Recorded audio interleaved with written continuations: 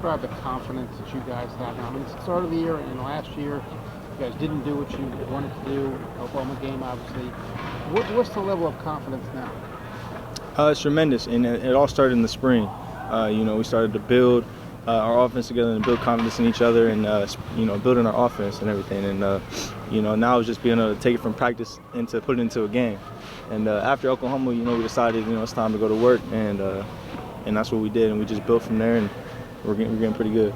Austin, you've played football for a minute now.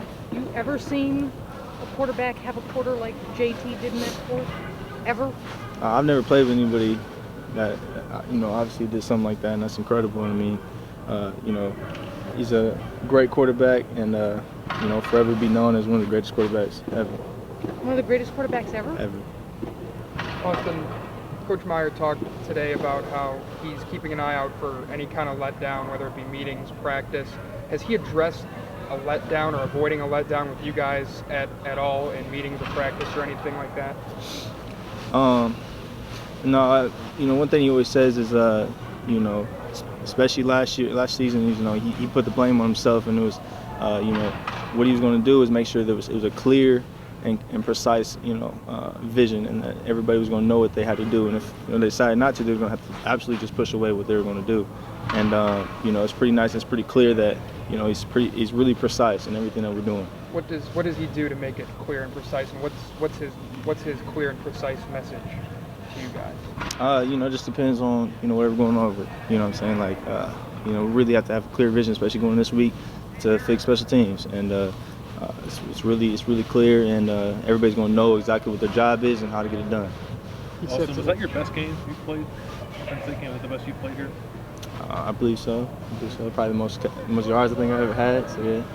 What brought that out? Was that just kind of playing up to the moment, or why did you have your best game, and what was the biggest game of the year?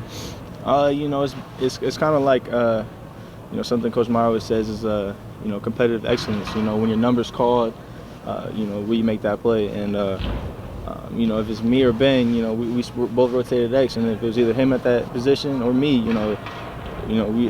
we needed to make that play, and first it was me, so to me it was like I had to take pride in making every single play that came my way. At a certain point, do you feel it? Do you feel like you're in a rhythm personally, and just the ball's coming your way, you're going to catch it? I don't know what's coming my way.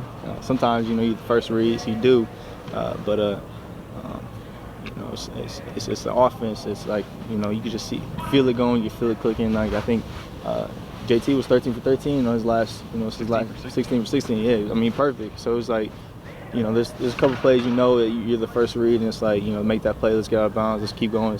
It's that rhythm. Hey, I want to follow up on something. One of the greatest quarterbacks ever. Who else is in that conversation? When you say he's one of the best, who are you including him with? Well, I mean, he passed Drew Brees for the most in the Big Ten, so I mean, obviously he's up there in that category as being, the best ever to play in the Big Ten here at Ohio State. Austin, pretty simple. You alluded to this, and Coach Meyer said that there are going to be changes in personnel on the kickoff unit. Do you think are there going to be more starters playing on that side? Yeah, maybe. I believe so. I mean, more reliable people that's going to get the job done. Because we can't have what happened in the last game. So that's something that we have to be serious about and make sure that we get done. Are you one of them? I am. First time this year? On kickoff? Yeah. No, it's not. You've been on it the whole time? I had. I was recently off, last few weeks, but I came to him. I told him I wanted to be back on kickoff. I think third quarter, and I was in the last few kickoffs in the last game. So.